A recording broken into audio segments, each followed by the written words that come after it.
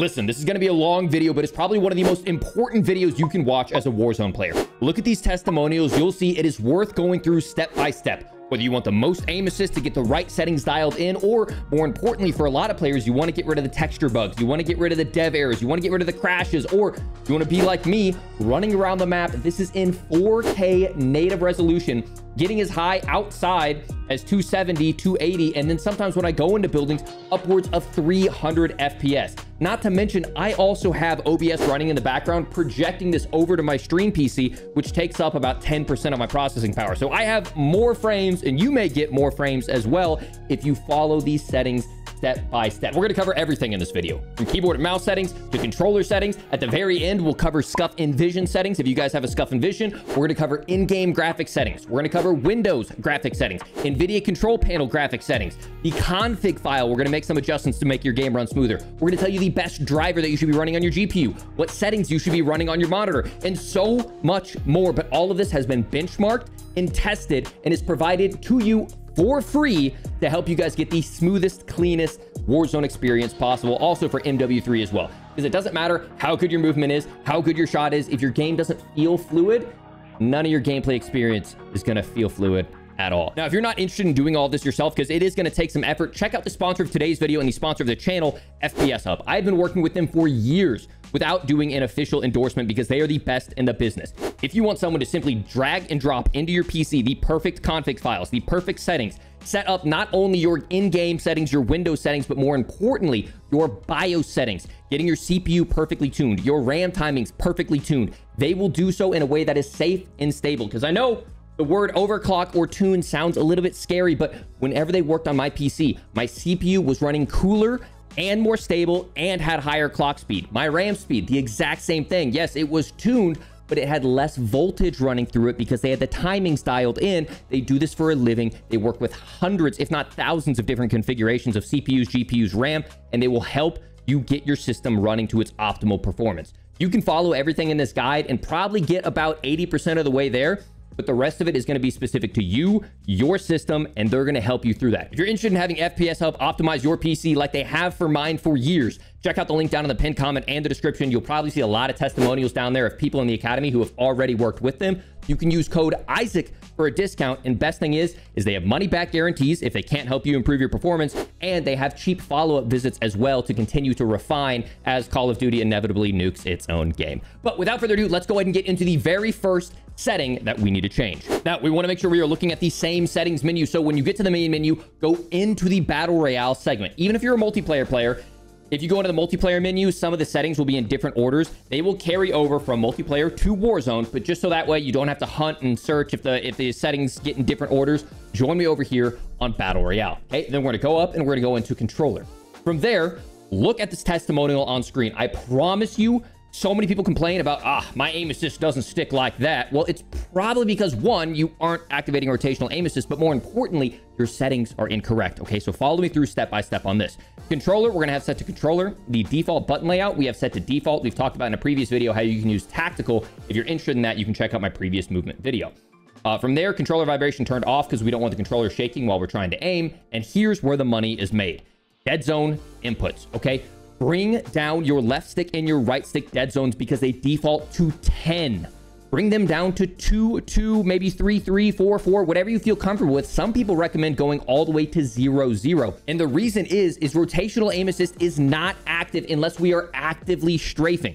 There's so many videos out there showing people not even touching their right stick, but strafing with their left stick, and it just holds on to their opponent. So what we do is we throw that left stick min and that right stick min lower. I recommend about 2 to 4. Some people bring it all the way down to 0. So that way, technically, you always have a little bit of left stick drift. You always have a little bit of right stick drift. So that way, even just the slightest movement is resulting in you moving in game. And more importantly, you are passively always getting rotational aim assist. For me, I recommend leaving mine around 2-2. I'm a disciplined player when it comes to using and abusing rotational aim assist, as all players should on controller.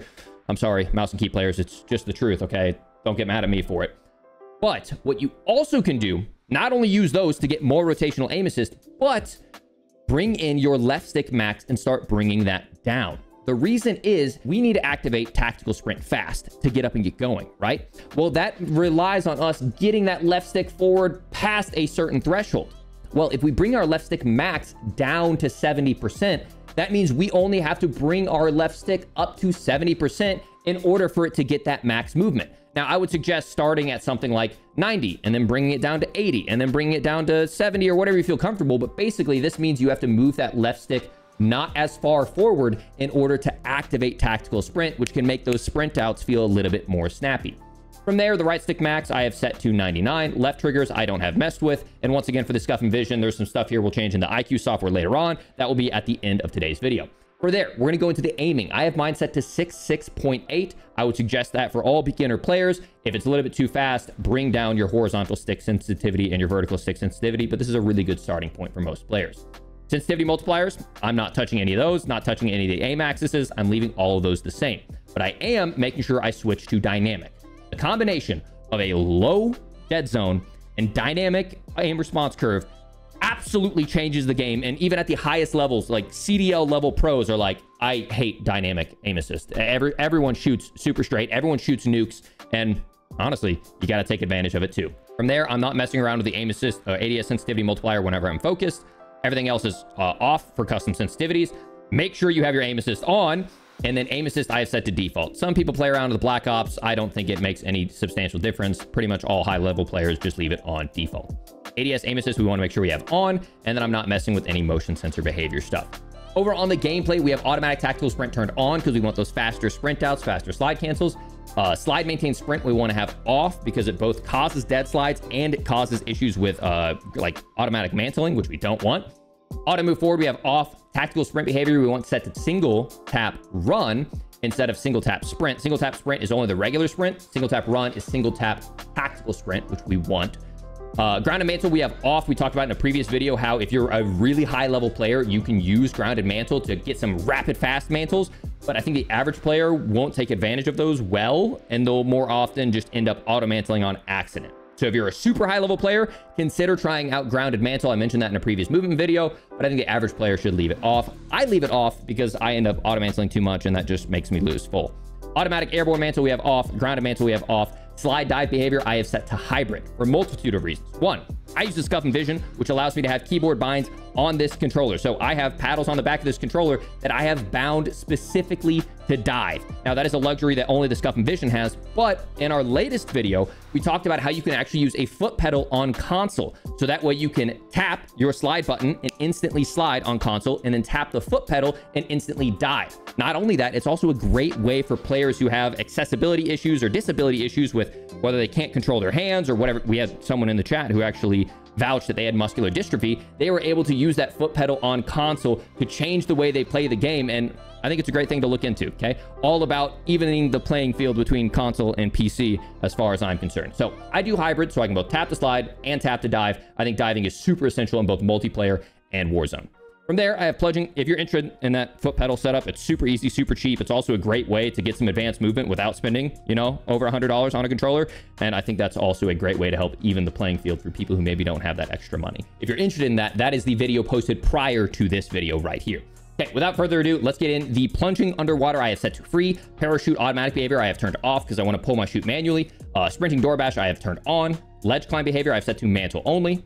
Everything else here is pretty much set to standard, except I do want to go to interact. I want to make sure I have set to prioritize interact. That way I can tap to open chests, tap to get into vehicles, tap to open doors, but I can still tap to reload. But if there's also things around me, I can hold to reload and still tap. I think most players run prioritize interact. Also a small one here, weapon mount exit delay. I suggest setting that to instant. So that way, as we move off an object that we're mounted on, there's not a short, medium, or long delay. Like I want to get off instantly in the event that I am mounted. This is just going downhill. Moving on. Armor plate behavior I have set to apply all. When I go down, I'm going to make sure I have C4 detonation set to grouped, so that way I can throw one and I can also throw another and then blow them both up by pressing the trigger. Or if I throw one, I can double tap square and it'll blow up an individual one. Depleted ammo weapon switch I have turned to off because I want to make sure I am manually swapping those weapons myself. I don't want the game swapping it for me. There's a cool thing you can do here with akimbo where you set it to paired, which basically means instead of if I have 2 pistols in my hand, I don't have to right trigger, left trigger. I can just right trigger and it'll fire both at the same time. So what you can do is you can go left, right, left, right, left, right, left, right, left, right, and it'll actually fire both at the same time. So you can get a little bit of a rapid fire going on there. Vehicle camera recenter I have set to off. I have free look for the initial position. And then everything else here is pretty much set to standard. Now, at the very end of the video, I will cover both the advanced settings for the SCUF Envision, and I'll also cover mouse and keyboard. But since, unfortunately, I am a mouse and keyboard player too, that is a minority of the COD audience, we're going to jump straight into the essential graphic settings and then cover the smaller audience for the Envision players and the mouse and keyboard players at the end. Now, before we adjust any in-game settings, it's essential that we have the updated and optimal driver, because with bad drivers, we'll have texture bugs, crashes, dev errors, and the team over at FPS Hub tests all of the new drivers as they drop, and they'll both let you know what is the most optimal driver to run. And oftentimes we kind of got to go back a couple of versions to get the most stable one until Call of Duty ends up catching up. Now, I'm going to tell you the most stable one that we're using right now to get my performance, but if you're ever curious, you can hit me up over on Twitch and I'll tell you what current driver I'm using as well. Of course, the team over at FPS Hub will keep you updated as well. So simply go into Google, type in NVIDIA drivers. It'll bring you to this page right here. Do not go through right here. We're actually going to scroll down and click beta and older drivers. That will bring you to this page right here. If you're not sure what GPU you have, you can go into your task manager. You can go over to this little icon right here, the performance icon. You can click on your GPU tab and you will see the GPU that you have. I have the NVIDIA GeForce RTX 4090. From there, I'm going to select 40 series. Make sure you don't select notebook because that's laptop. I'm going to select 4090 or select your respective GPU. Select the DCH version. And then we're going to scroll down, and for us, what we have found, and the team over at FPS Hub has found, that is running the most stable and has the most performance, it is 551.86. So you're going to download that. Make sure you don't have any other applications open. You're going to download that, install it, and then you're going to fully reset your PC, and then you can join me over on Call of Duty. If you're an AMD user, there's an issue going on with their graphics drivers right now. They're working together with Call of Duty to make it more stable, but for some people, older drivers work better. For some people, newer drivers work better. There's not really a go-to driver version, so unfortunately, I can't offer anything specifically to AMD players right now. Now, as you boot up Call of Duty for the first time after installing those new NVIDIA drivers, it will probably have to go through the process of preloading your shaders, so just let that sit up there. If you see that progress happening up in your top left, don't change any of your settings yet. And in fact, I'm going to remind you now, but also remind you later, after you update all of your settings, you're going to go through and you're going to click this button right here that says Restart Shaders Preloading. It is so important as you change a whole bunch of settings, or even maybe if your game is feeling a little bit sluggish, something feels off, hit Restart Shaders Preloading. You will then exit your app. You will restart your app. And once you open up Call of Duty again, you'll hear your PC kind of whirring up. You'll hear a progress up here of 0 to 100%. And once that's done, the actual new settings will have fully applied. Sometimes, and I don't know why the game doesn't force it, you can change individual settings, but unless you restart the shaders, it doesn't actually take effect. Don't ask me why. Okay, so let's go ahead and get into the settings. For this, I'm going to play in full screen exclusive. That's what I would encourage all players to do. The game runs the best on exclusive. From there, I'm rocking the PG32 UCGM, which is Asus 4K, 240 hertz OLED monitor. It's the best monitor in the market, in my opinion. And if you're rocking something like a 4080 or 4090, you have the horsepower to consider gaming on 4K, and I'm floored. I absolutely love this monitor. Okay, I have my screen refresh rate set to 240 hertz. Make sure you have it set to the highest possible. Display resolution, make sure it matches what you know that your monitor is. In my case, it is 4K. We're going to talk about monitor settings here in a moment when we get over to the NVIDIA control panel. So if something seems wrong here, double check some settings that I'm going to mention over there in a moment. Once again, restart pre-shaders. Anytime we do settings changes, make sure you tag this and reset your app and reload those shaders, but don't do it right now because we have a lot of settings to change. Brightness, I have mine set to 55 to help bring out some of those dark shadows. And then we get to NVIDIA Reflex Low Latency. This is so important, okay? You're gonna either want this set to on or on plus boost. It's dependent on whether or not you are CPU bound or GPU bound. Okay, it sounds pretty cosmic, but let me walk you through it real quick. You're gonna go to your interface. You're gonna scroll down to where it says telemetry. You're going to go to show more, and you're going to make sure your graphics card time and your CPU time are set on. From then, you're going to load into a match, just a plunder match anywhere, load into the map. Do not do this in the pre-game lobby, or do not do this in this menu lobby, because it's not accurate to what you're actually doing. But as you can see from my gameplay in the background, I am usually just a little bit GPU bound because I game in 4K, oftentimes at higher resolutions. In these, it's pretty dang close, but if you are GPU bound, you're gonna have it set to on. If you are CPU bound, meaning that when you're in the map, your CPU number is higher, it's taking longer for your CPU to render the frame than your GPU, well, you're gonna set it to on plus boost. Okay, it's gonna cause a little bit more of a power draw, but it allows that GPU to always be ready for whenever that CPU does produce that frame. It'll help reduce some hitching. It'll help the game feel a lot more snappy and smooth. So GPU bound on, CPU bound on plus boost. From there, the eco mode preset, we're gonna have set to custom, though I don't notice any difference when changing between the three of these. We're gonna make sure we have VSync turned off. Custom frame rate limit, we're gonna have set to unlimited. For the menu resolution, I have mine set to native because I like my menu, especially since I do so many settings video, to look as clean as I possibly can. Pause game rendering, we have off. Focus mode, we have set to 0. HDR, I have set to automatic. I am not using HDR. And then let's get over into the quality setting. Now, it's so important. I have gone through, I've benchmarked all of these, and yes, you could set everything to very low. It will absolutely make your game run a little bit faster, but so many of these are gonna give you more information because it's gonna give you more detail, and more importantly, it's gonna make your game actually look beautiful without torching your FPS, okay? So that's the goal. Your game's gonna look beautiful, but you're still gonna have 98% of the frames that you would get without your game looking like crap at everything very low. Make sense? Okay, so the graphic preset, we're gonna have set to custom. Render resolution, we want set to 100. Dynamic resolution, turn off, okay? We do not want that messing around. And then notice, we're not doing, even though I'm getting 300 FPS in 4K, we're not doing any like, frame sampling, frame generation. It's native. And we're using Fidelity FX Cast set to strength of 90. Fidelity FX Cast will help everything look a little bit sharper, which helps bring out some of the outlines of your enemies and will help spot them inside of bushes, around corners, and dark areas. I use that to help sharpen my game, which is really essential for an FPS. From there, we're not going to use any of the path or ray tracing. The VRAM's target scale, okay? This one is important because of how many issues people have been having with the texture bugs where the game looks like Play-Doh and it looks like crap. I've started setting mine to 50. Now, it doesn't impact my FPS at all, but I would suggest running yours at 90. But if you start having issues either with stutters or you start having issues with things like the texture bug of the ground looking like Play-Doh or starting to mix around, or you start missing things like bushes, start considering bringing it down to 80, 70, or 60, or 50. And for me, ever since I've set mine to 50, I haven't lost any performance, and I'm getting rid of that obnoxious texture bug. For the average player, I would suggest keeping it high. If after all these graphic settings and new drivers, you're starting to experience stutters or some of those, bugs, you might consider bringing it down to, 60, 70, 50 to see if that helps you. For me, a 4090, I have so much spare VRAM, it's actually not affecting my FPS at all whenever I set this low.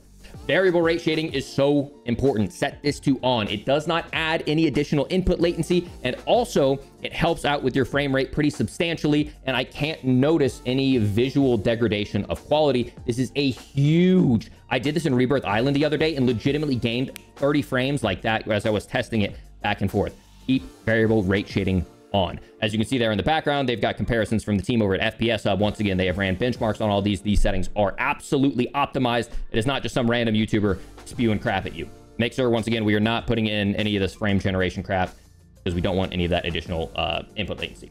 From there, texture resolution, we're going to have set to normal. Once again, you could bring that all the way down to very low, but you only lose a minute amount of frames by setting it to normal. Your game will look better, your guns will look better, and it's not going to torch your performance. I promise you, there are many settings that will kill your performance. This is not one of them. Texture filter anisotropic also is one of those where you actually get a substantial amount of quality increase, but it doesn't affect your frames like at all. So go ahead and throw that up to high. Depth of field we want off because not only does it hurt our performance, but it also makes our game look like crap. Detail quality level actually does affect your game quality, so I like to keep mine around normal, but for the focus of performance, I keep it on low. Particle resolution torches FPS, especially around explosions. Keep that to very low. Bullet impacts we want on. I do, at least because I like to do recoil pattern testing, which I use the bullet impacts. Persistent effects we want to have off. Shader quality I have set to low. It does look really cool, especially with some shiny objects, to see all that reflection and added detail, but it murders your FPS, okay? So I keep my shaders on low. Fortunately, it used to be that we would have to have our shaders set to medium or high for our gun camos to look good. That is not the case anymore. Your gun camos look fine. You can keep this on low. On-demand texture streaming, we have set to off, and local texture streaming quality, we have set to low as well. Shadow quality, we have set to normal. Shadows It will hurt your FPS a little bit to set it to normal, but I think it's worth it because if you run around the map with it set to very low or low, it looks rough. I would not encourage you to set it to very low. Screen space shadows, I want to have set off. It does make the game look a little bit more atmospheric, but at the end of the day, as I'm trying to distinguish enemies, I want as little detail, you know, extra flair as I can. So I think it looks really clean, but I keep it off. If you're looking for something a little bit more cinematic, you can try that. The rest of this stuff, though, absolutely not. Like some of these things I would like maybe consider. The rest of these, hell no. Ambient, screen space, static, tessellation, volumetric, weather grid, all that stuff, low or off as low as you possibly can. Now, let's get into our view. I have my field of view set to 120 so I can see as wide as possible. But I have my ADS field of view set to affected so that way I'm not zooming in super close. Whenever I zoom in, it also makes my gun have less visual recoil as well. Same thing with the weapon field of view set to wide. That gun becomes smaller in your screen, which makes the shaking appear less erratic, which makes your gun recoil feel less erratic as well. Third person field of view I have set to 90, and vehicle field of view I have set to wide. World motion blur, all that motion blur, film grain, turn all that crap off. First person camera movement, so as we're running and we're jumping around, we don't want our camera moving around. We have that set to least for both first and third person. Spectator camera, we have set to game perspective because I don't need that little helmet camera thing. I don't know why they wasted dev hours on that, but they did. Inverted flashbang, I have set to off. If you don't like your screen turning white and you want it to turn black instead when you get flashbang, you can set that to on. And then parachute camera perspective, I have set to first person. Now, before we forget, now that we've changed all those settings, we're going to go to our display. We're going to go to restart shaders preloading, and then we're going to hit restart. That means next time we restart our app, it will restart the shaders preloading. It might take, you know, a couple minutes, 5 minutes, but we really want that to make sure all of these settings have made effect. Now let's get into the audio and the interface settings. For the audio settings, you guys know I use the Artist War COD tune. It helps bring down the super loud explosions, but it helps bring out some footsteps. Is it giving me additional information? No, but it's making the game more pleasant to listen to as if you had an Astro mix amp and you could adjust those things yourself. Now, the guys over at FPS Hub also have a tune as well. If you want to check out theirs, that's part of their package that you can include. Significantly clearer audio, though. Like that's very noticeable. That I'm hearing them, you know? I hear things. Even though there's a lot of chaos going on, I hear it.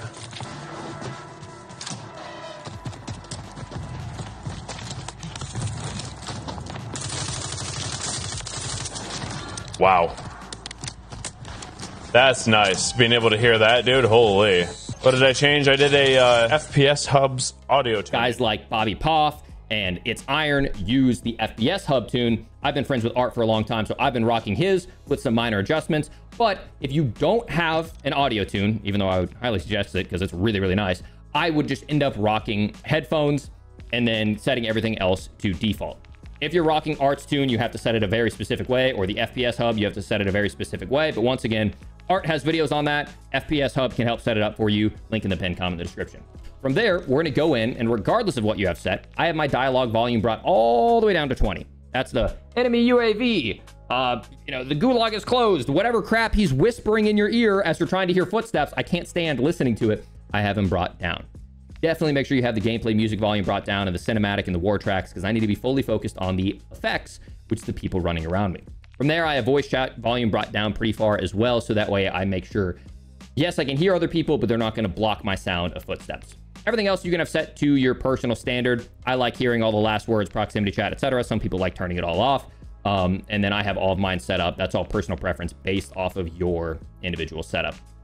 The only thing I would suggest is reduce tinnitus sound. I have on. That's the sound of the really high-pitched screeching around explosions. I have that turned on so you don't hear that. And then the war tracks as passengers, I have turned off. Juggernaut, I have turned off. And some people have started messing around with, instead of Modern Warfare, they're throwing on Classic, which could be fun, but that's totally up to you. So once again, if you were just baseline this, I would suggest running headphones. If you want really legitimately like incredible footstep audio, check out Artist War on YouTube or check out the sponsor of today's video that a lot of people are using as well, FPS Hub. They'll help you set up the audio tune, and it's pretty dang impressive what they've done to help save your ears from insanely loud explosions and gunfires while still allowing you to hear gunfire.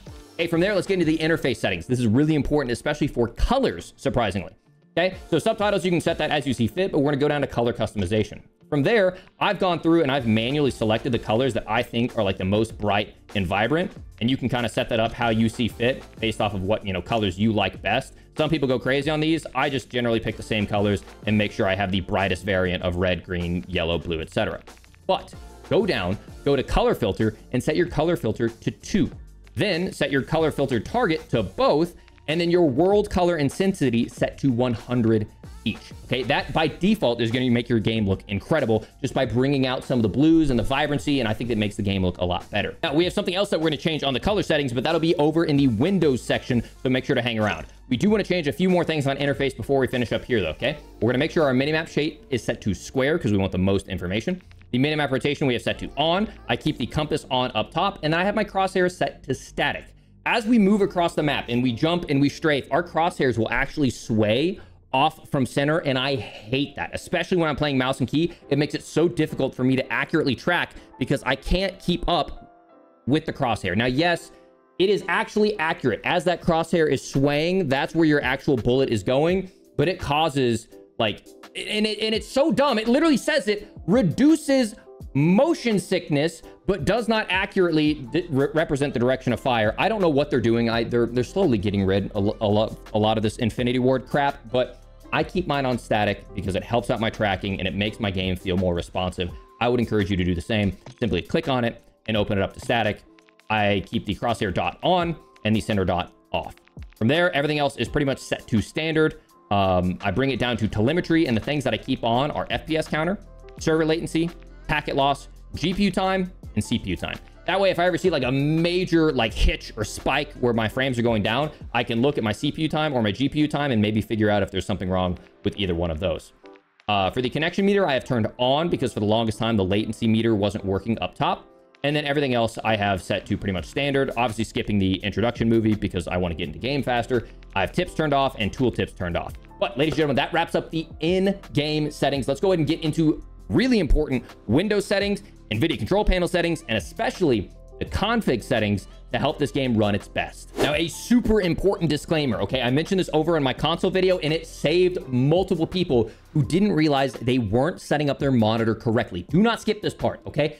Just real quick, double check. After today's video, I want you to go up and I want you to look up your individual monitor's ID, like the actual product ID, the serial number, and I want you to go through on YouTube and double check the best settings. A lot of people make dedicated monitor reviews where they tell you the best settings for gaming that's going to have the least input latency, the least amount of ghosting, and most importantly, what port and what cable to use. Because oftentimes these modern monitors will only support the max refresh rate if you're using it on HDMI instead of DisplayPort, or vice versa. Or it only supports it if you're using HDMI 2.1, but most people are only using HDMI 2.0 cables. So double check, make sure you have the settings set up to do the least amount of ghosting, the lowest input latency, having the highest refresh rate, and then you're using the correct cable and the correct port, because oftentimes you'll have 2 HDMI ports, but only one of those ports supports the maximum resolution and refresh rate. So don't waste your money. You bought the monitor. Just do a quick sanity check after today's video, especially if the settings that we're about to go through don't reflect what you think your monitor should be able to do.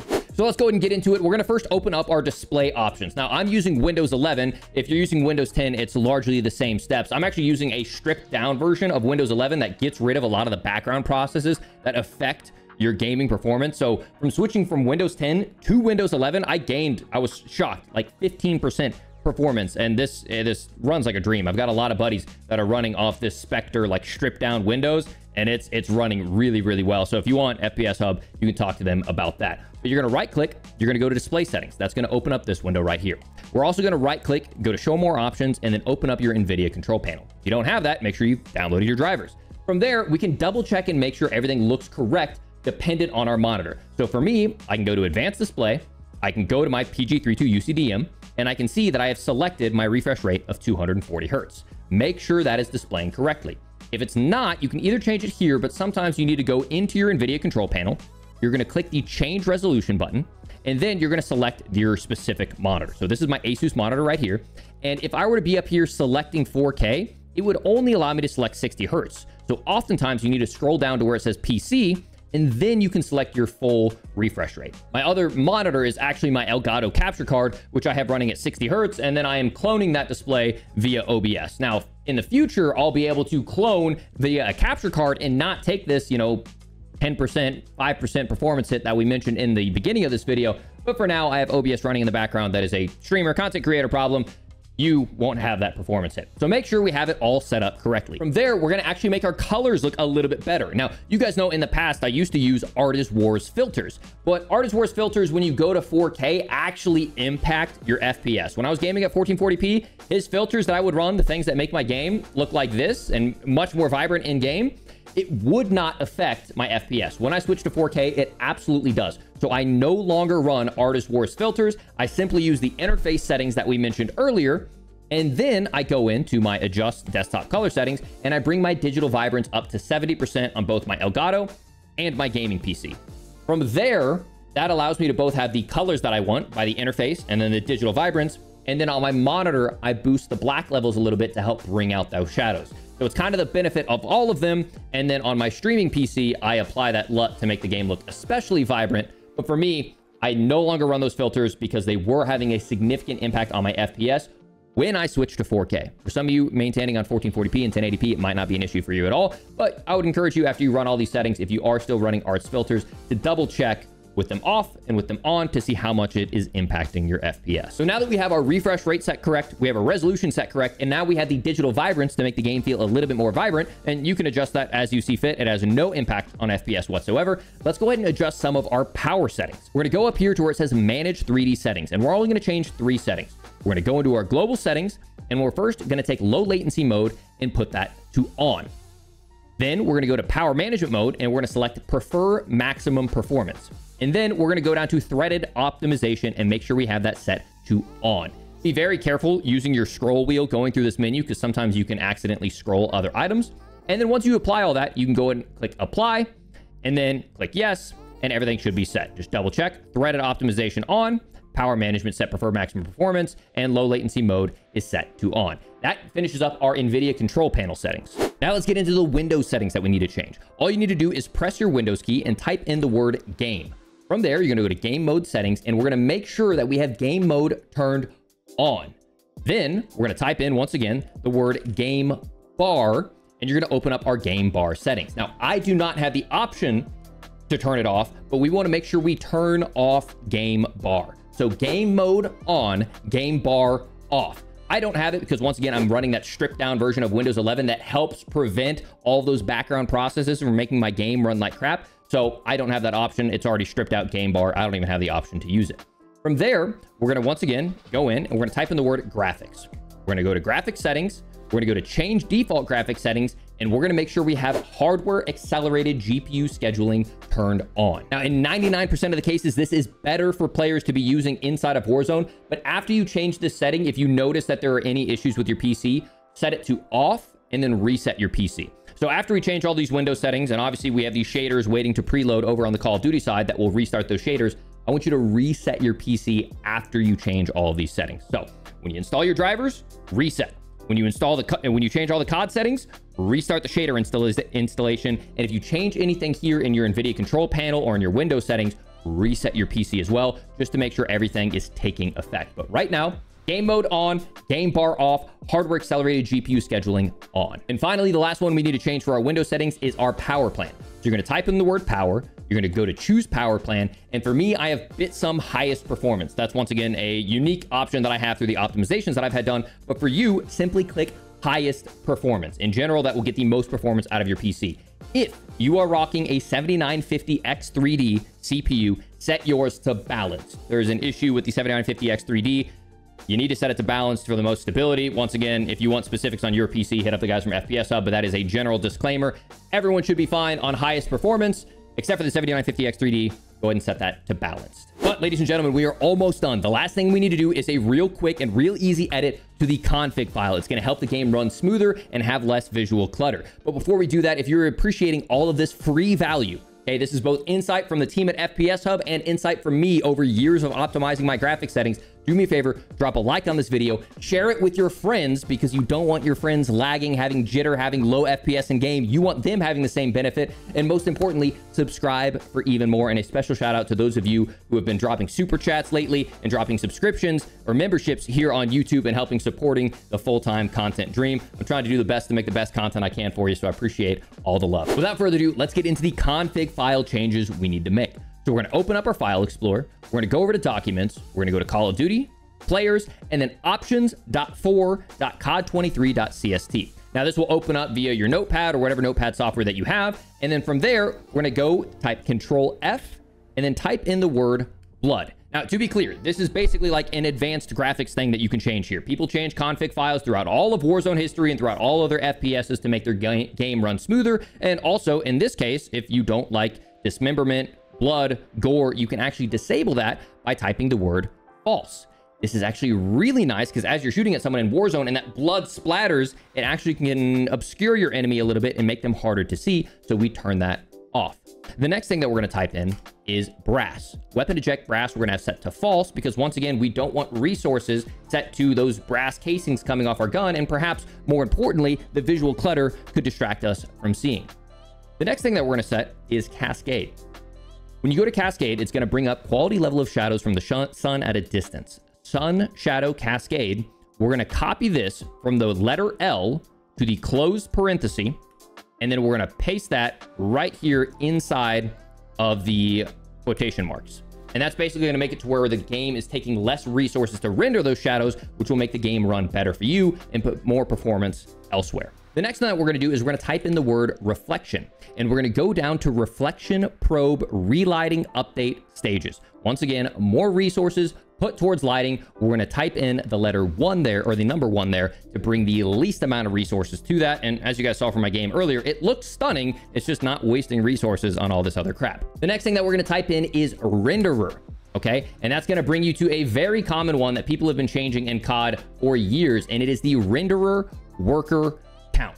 Now this one's going to be a little bit cosmic, but based on the number of P cores or performance cores you have for your CPU, you're going to take that number and then -1. So in my case, I had the Intel 13900K. So if you don't know what to do, you can simply go in, you can type in Intel 13900K, you can go onto Intel's site, and you can look and see at the number of performance cores, and you will see that I have 8. So in my case, I will subtract 1, and that is what I have put in here, and it will help the game run the smoothest and have the least amount of crashes. That, once again, is something you need to look up for your specific CPU. And then finally, the last thing that we're going to type in here is the word heaps, and it's going to bring us to GPU upload heaps. Enables optimizations when resizable bar is supported by uploading more data to the VRAM. Now, if you're unsure of whether or not you need to have resize bar on or off, in general, and look at the video in the background, based on the testing by the team over at FPS Hub, if you are at 1080p or 1440p, it is more beneficial for you to have resize bar off. Now, if you're at 4K, like myself, you need to have resize bar turned on and make sure you have GPU upload heaps set to true, as I do right here inside of these settings. Now, if you don't have the option, and if you're not sure whether or not you have resize bar set to on or off, you can just go into our control panel, go to our NVIDIA control panel. You're going to go up to the help menu. You're going to go into system information, and eventually it will pop up a screen and you can see whether or not you have resizable bar on or off. So once again, based off the testing from FPS Hub, it seems that 1080p and 1440p are better off with resize bar off. If you're on 4K like myself, keep resizable bar on. So you want, if you are on 4K, resizable bar set to yes, and the GPU heaps set to true. Now, if you don't know how to turn resize bar on, you'll actually have to go into your BIOS for that. So you should look up a guide on your motherboard on how to turn on resize bar. It's not a huge, plus or minus, but it does make a meaningful difference, especially for people who are on 4K. So if you have it on and you meant to have it off, or you have it off and you meant to have it on, you might need to look up a guide on how to navigate your specific motherboard and how to turn off resize bar. Now, I know that gets a little bit complex, and as I mentioned, this is a guide to get the most out of your PC. And if you don't want to think about it, you don't want to get all cosmic, the team over at FPS Hub will literally remote into your PC and do it for you, okay? But as you've made all these changes and you've set GPU upload heaps set to true or false based off of whether or not you are 1080, 1440p, or in my case, 4K, you're just going to press File, Save, close on out of it, close on out of everything, and then now you're done. But once again, there's so much more that you can do. You can get things like an optimized Windows 11 that is fully clean and mint for gaming. You can go through and get your GPU either overclocked or underclocked depending on stability. Your CPU, oh my gosh, the voltages can be lowered so it runs cooler, which means a longer life cycle, but then we can also adjust the timings in the clocks so it runs faster. The exact same thing with your memory, bringing that voltage down, but adjusting the timing specifically so that way you get the max performance, because as you see in the background, depending on your RAM timing, you will have better performance. The team over at FPS Hub will help you out. You likely spent 2-3 grand on your PC. I've tried to give you as much free value as I can. There's only so much I can do. Okay, go ahead and check them out. You can use code Isaac in the pinned comment or the description to get the most out of your PC, money back guarantee. But if you spent 2, 3, 4 grand on your PC, it might be worth spending $100 just to check out to see if oftentimes software optimizations will get you more FPS than hundreds of dollars in new hardware. So maybe you should consider that. But for those of you that are interested, we are going to cover the mouse and keyboard settings, and we are going to cover the Envision settings. If you are finished here, make sure to check out FPS Hub in the link in the pinned comment in the description if you want to. But most importantly, reset your PC. Make sure you have reinstalled your shaders. And if you have any questions, hit me up over on Twitch or comment down below. If you have any vouchers for FPS Hub, hit them up down below. And on your way out the door, do me a favor and drop a like, because I have spent so much time on this video. Instead of, like a lot of people, just clipping and shipping their basic settings, we went through the weeds on this one. And I really hope it helps out as much as I've helped out in previous settings videos. But without further ado, let's get into my mouse and keyboard settings, because you guys know I used to be a mouse and keyboard competitor. And then finally, we'll cover the Envision settings as well. So let's go into the mouse and keyboard settings. My aiming input device is set to mouse. My mouse sensitivity is set to 2.6, and then my DPI is set to 1600. So basically what that allows me to do is, with what is for me one comfortable swipe, it is a 360, and that's how I play every single game. Whenever I set my sensitivity up, whenever I do one swipe, that's a 360. So I always know I can do a quick 360 quick scope, or I can do like a fast 180. And then my sensitivity, no matter what game I play, is always going to be the same because I have my mouse sensitivity set to whatever one flick of the wrist is for me. It is a 360. That's how I have mine set. Yours can be totally different based off of how you play the game, but that's how I build mine. From there, I don't do any additional sensitivity stuff here. A lot of people end up going in and they get really granular and they try to mess with like the yaw settings. Most players that were vouching for that have switched back from it. They said it didn't make any difference there at all. ADS sensitivity type I have set to relative. I know you technically should be changing your monitor coefficient, but I've been built off of 1.33 for years, and so I go ahead and I keep that there as well. I don't have a custom sensitivity per zoom. Mouse calibration, I have not done any of that. And then over on keybinds, we've got some more options as well. I do not have a custom sensitivity per zoom. I'm not messing with any of these other things, and I have not done anything different in the mouse calibration section. I know some people would actually adjust the mouse wheel delay potentially to have the mouse wheel trigger act a little bit faster, but I haven't played around with that too much. For keybinds, I basically have a pretty standard keybind, but for those of you that might be struggling with some good keybinds, here's what I would suggest, okay? So for me, I have auto move forward set to G. So basically I can tap that and I can run across the map. For prone dive, I have prone set to my right mouse button. Okay, don't ignore that right there. That's for the SCUF Envision. But my rear mouse button, that's prone. My front mouse button is set to ping. So that way I can aim and ping, and then I can also drop shot and aim all with my right hand. For crouch slide, I use left control. Some people like to use C, but that's not for me. Interact, I have set to F. Open parachute is set to standard. Basically, I'm only going to cover the things that are different. Over on the advanced settings, I have cut parachute set to left control because you need that as well, because that is not the default setting. That dive there is simply set for my SCUF Envision. Don't worry about that. Last stand give up, I have set to left control as well, because basically when you rebind from C, you need to rebind all the other ones from C as well. Moving down, I have next weapon set to both 1 and 2. So basically, when I press 1 and 2, it will automatically swap over. My weapon mount is set to the Z key. I had that unbound for something else I was testing. Weapon inspect is set to T. Melee is set to E. And then lethal equipment is actually set to pressing down my center mouse wheel. So that way I can press down my center mouse wheel, aim, and then release, and it makes it really easy for me to throw nades, throw thermites, throw throwing knives. For me, that's a very fluid option. Armor plate I have set to 4, so it's 1, 2 to switch weapon, and then 4 for me to throw on some plates. And then inside the combat advanced keybinds, I don't have anything messed with in here. If I was playing multiplayer, I would have to tool around with some of that.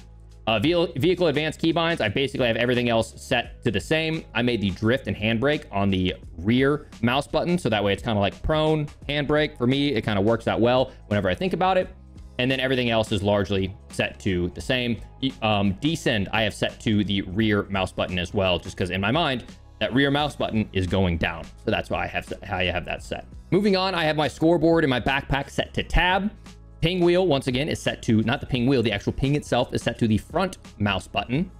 And then everything else is largely set the same, except for I have mute sound and disconnect and channel set to 6 and 5. So if I press 6, my game is muted, and I press 5, my disconnect from like the sound of people in prox chat. If people start saying some wild stuff, I'll press 5, and that'll pull me out from there. Nothing else is changed inside of here, but there is some very important stuff over on the gameplay segment. Okay, so you got to make sure whenever you're going through some of this, always open up some of these smaller sub menus, because for mouse and key, there's a lot of options. Crouch behavior, I have set to toggle. So when I press left control, I'm standing up and down. Whenever prone, though, if I'm proning, I want to prone. I will press the prone button. It'll slam me to prone. And if I want to get up, I will press the space bar to stand up. I have automatic tactical sprint turned on. Slide maintain sprint turned off because there's some issues with dead slides there. Single tap run turned on because that is single tap tactical sprint as opposed to single tap regular sprint. Close backpack on sprint, I have turned on. Walk behavior set to hold. And I turn off all the automatic mantles because for me, it causes a lot of issues with auto mantling. You can get pretty technical. You can do some really cool stuff with grounded mantle. A lot of really high level players rock grounded mantle, but in general, I think the average player would auto mantle too much and won't like it. Slide dive activation, I have set to independent. That way, when I press left control, I slide. And when I press the rear mouse button, I dive. And so it works out really well for me where that back prone button is also my dive input based off of the movement settings that we set earlier.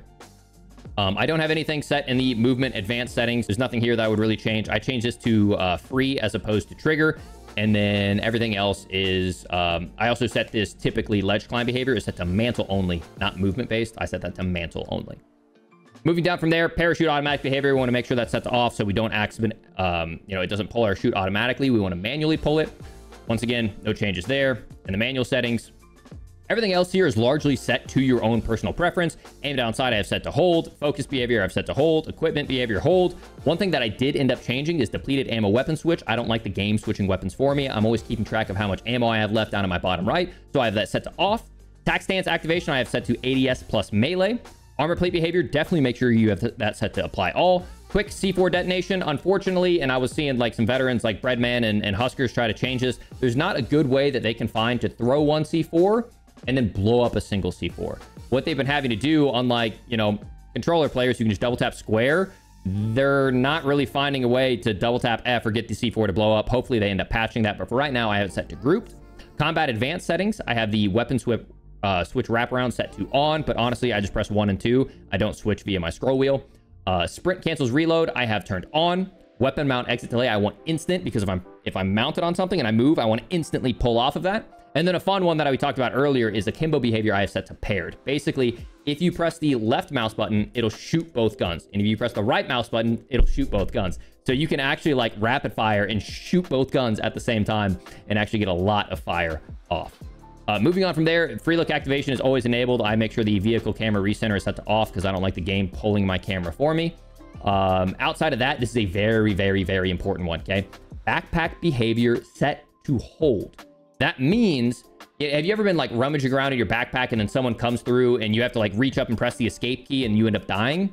You leave it to hold. So basically you have to hold the tab key, you manipulate your backpack, and then if someone comes and is threatening you, you simply release that tab key, and now you're no longer stuck inside your backpack. I don't understand why that's not the default, but you will get stuck if you have it set to the default, which is toggle, and I hate it. Okay, outside of that, I have everything else pretty much set. Once again, in-game statistics set to hold, scoreboard set to hold. I have all of them set to hold because I do not like the toggle. From there, all this can be set to your personal preference, but that wraps up my mouse and key settings. If you're curious about what I'm using the ROG Azoth, which is a custom keyboard from the Asus ROG team. Unbelievable quality. We've given away a lot of these. It is like heavy aluminum base, about as nice as a keyboard as you can get, and the reviews for it are raving. And then my mouse is the ROG Harp Ace, which is a lightweight gaming mouse as well, and I really like it. But now let's get on to the SCUF Envision settings. So by now, you should have already gone through and adjusted all of your controller settings. I shouldn't have to go through that. But what I will have you do if you run the SCUF Envision is go through your gameplay settings and match every single setting that you have set over in your controller setting to here on mouse and keyboard as well, okay? That way there's no issues with any potential crosstalk. Make sure you go through every single one of these, change things like automatic airborne mantle, grounded mantle, set all of that to exactly what you have set over on your controller settings, okay? Once you've done that, there are a couple settings you need to change as well. The very first one that we're gonna change in mouse and keyboard is slide dive activation. We're gonna have that set to independent. That's gonna allow us to have both a keyboard for slide and a keybind for dive, which we're gonna set up here in a moment. And then we're gonna go up to where it says prone behavior, and we're gonna set that to go to. That's gonna allow us, when we set a dedicated keybind for prone, for us to slam down to prone instead of toggling back and forth from prone. From there, we're gonna go to our keybinds, and I'm gonna show you how I have my SCUF set up. We're going to show you the Envision here in a moment, the actual Envision settings, but we need to set up odd Warzone settings first, okay? So inside of my keybinds, when I go down, I have auto move forward. I have that set to the G key. I'll actually end up rebinding that. From there, I have prone dive set to right bracket, and I would encourage you to set that as well. And then we're going to go into move and advanced settings, and we're going to go down to dive, and I have dive set to left bracket. And then a few more things that we're going to change is I'm actually going to go all the way down to the bottom, and we're going to go to menu advanced. And the reason I do this is I really like to use my Envision to mute game and also mute voice chat. So I have mute sound set to 6 and disconnect from channel set to 5. And then finally, just in case you didn't change it from your controller settings earlier, we're going to go in, we're going to go to gameplay, and we're going to set our slide dive behavior set to hybrid. Now you can obviously change up all those keybinds as you see necessary, but this is how I set up my game prior to setting things up in the IQ/Envision software. So let's go ahead and jump over there and take a look at that right now. So here we have the IQ software, and I'll be the first to admit that I have hated this software in the past. In my dedicated Envision review, I hated how the IQ software would crash, which would basically take away a lot of the features that I bought the Envision for. However, they've been updating both the firmware for the controller and the software for IQ, and I haven't crashed once in like the past 3 or 4 weeks. So make sure, if you haven't in a while, you're going to go in here, you're going to go up to the settings, you're going to go to software updates and hit check for updates on all of these. The exact same time, you're going to go over here and click check for updates on firmware as well. It might take a couple resets of your PC, but make sure you do that. And if you ever have any issues with your controller, let's say, you know, stick drift, or maybe something feels off. There was one time it was kind of weird where like I had my thumbsticks and it showed my thumbstick was like down here. It showed that my thumbstick was like perpetually in this position. I'm like, that's not right. Granted, I've been testing around with a lot of like experimental softwares with IQ to test out and, you know, quality control some of the stuff that comes down the pipeline to you guys. But if you ever have any issues with your controller, even if you have the latest version, you can force update, and that will force update the most recent firmware version. And a lot of times that can solve some issues you're having with your Envision. All that being said, before we get into the mappings, let's cover some other things, okay? The triggers. I think by default, they are set too low. They're set to like 3 or 4 or something, and sometimes that'll cause unintentional trigger pulls, which you don't want. I have mine set to 8 on both, and it doesn't really matter because they're digital triggers, so you definitely will get the full actuation. But see how there's kind of like some shake happening right there? I think that's natural, but I need it to be a lot higher so that way I don't ever accidentally shoot. Okay, same thing can be said for the thumbsticks. I bring my dead zone all the way down to 0, and I set my response curve to linear. I set my response curve in game to dynamic, but I leave it in linear in IQ. I set my dead zone in game to like 2 or 4, but I set my dead zone on IQ to 0, right? I don't want these conflicting with each other. I basically want the IQ software to be out of the picture, except for the mappings. So that's why we're making these changes. From there, vibration, I have mine set all the way to 0 because I don't like any vibration as I'm shooting my gun. And then brightness, I have set to max. Auto shut off, I have turned off. Eco mode, I have turned off, and I have the most up-to-date firmware. Lighting effects, I have my static color, but you can totally set that up to you. Let's get into the mappings. So specifically, we're going to do the mappings, not the hardware mappings. The hardware mappings are what would happen if you were to unplug this controller and you didn't have access to the IQ. Those would be the default settings, but you can't change everything with those, but you can with the regular mappings, okay? So with the regular mappings, we're gonna go ahead and start building out our custom one, and you'll see exactly how I would set mine up. So first and foremost, I wanna go ahead and set up my regular paddles. So I'm gonna set up a regular action key. I'm gonna choose the right outer paddle, and that's my jump paddle. I'm then going to choose another action key. I'll choose the left outer paddle, and that will be my crouch key. Now let's start to get into things a little bit more fancy. I'm going to set up my keyboard key, and then I'm going to choose the right inner paddle, and I'm going to set that to dive, which would be my left bracket. So then for me, on my right hand, I am jumping with my right outer paddle, and I am diving with my right inner paddle. So basically my right side of my brain, or my right hand, is thinking jump and dive. And on the other side, I'm going to set this key to the prone key, which is the right bracket right here. So now on my left hand, I am crouching and drop shotting. Right hand, jumping and diving. So that's kind of how I have it mapped in my brain. Now let's go ahead and map these side action buttons. So we're once again going to add a new key. And for this one, I'm going to throw on a D-pad key, and I'm going to select the left outer paddle. So that way, or the left side action button. So that way, as I'm pressing L2, I can also simultaneously squeeze this, which would result in me pinging. Now, I still find myself bringing over my front finger for a front claw, but that's just because that's what I used before the SCUF Envision was a thing, so I haven't rewired my brain. But that is an option if you want. From there, we have another mapping that we can change where I'm going to go in, and on my right side action button, I use it for push to talk. So I'm going to grab a keyboard keybind. I'm going to bind it to that right side action button, and then my push to talk is the P key. Now, moving forward, what I like to do is I like to bind these G keys specifically for those audio cue things that we were talking about. So one of the G keys is going to be bound to the keyboard key of 5, which disconnects me from the channel so I don't have to listen to other people talk. Then I'm going to do the exact same thing, bind another one of these keys to the key 6, which mutes the game. So that way, if I'm ever like, walking away from my setup or whatever it may be, I can press any of those hotkeys, and that will take away all of that noise that, otherwise is distracting or just obnoxious. And then finally, the last key that I end up binding is once again another keyboard key. It's this button right here, and I set it to the G key, which basically allows me to tap that once, and if I ever need to like talk to Chad or get, be busy, I don't have to hold forward on my left stick. I can use that G key as my auto run key. But that is how I have my Envision mapped out. Now, it is very important when you guys go to test whether or not your Envision is set up correctly, you need to test it inside an actual live match. You cannot test some of these things like the dive key inside of the firing range. If you were to go inside of the firing range, you'll see things work like me pressing one of my rear paddles or crouching.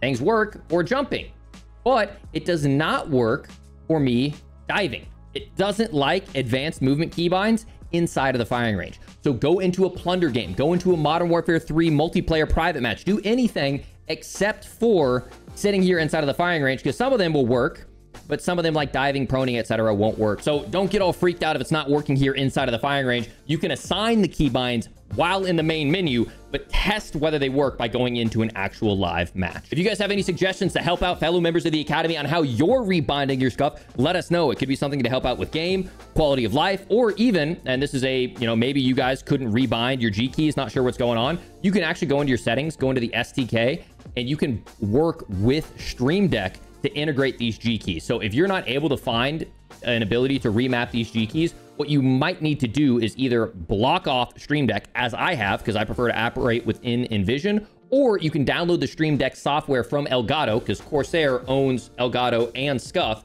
and you can actually use these G keys with your Stream Deck and do things like control lighting, switch scenes. So that is an option there as well. But you can also remap very simple keybinds to hotkeys over on Stream Deck as well. I'll go ahead and show that if you do have the Stream Deck set up. It's very, very easy for you to do. You would just simply rebind hotkeys, but I've gone ahead and I've reduced it and only use it on my Stream Deck. But I've just decided to keep everything on the IQ software, so that way I don't have to worry about messing with the Stream Deck software, but that is an option for you as well. But ladies and gentlemen, that wraps up an insanely in-depth PC settings video. I have poured everything into this video, both leveraging all of my knowledge over the years, leveraging the knowledge from the guys over at FPS Hub. Once again, if you have any troubles with any of this, hit up those guys. They are experts at all of this. If it went flawless and your game is running incredible, guess what? There's still so much more you can be doing when it comes to things like those BIOS settings, GPU, CPU, RAM timings, all that. We've gone through it all. But thank you all for supporting me. Thank you all for the support on the channel. The views have been absolutely incredible lately. If you guys have any questions for me, feel free to hit me up over on Twitch. That'll be linked in the description. And one more time, a huge thank you to FPS Hub for being a channel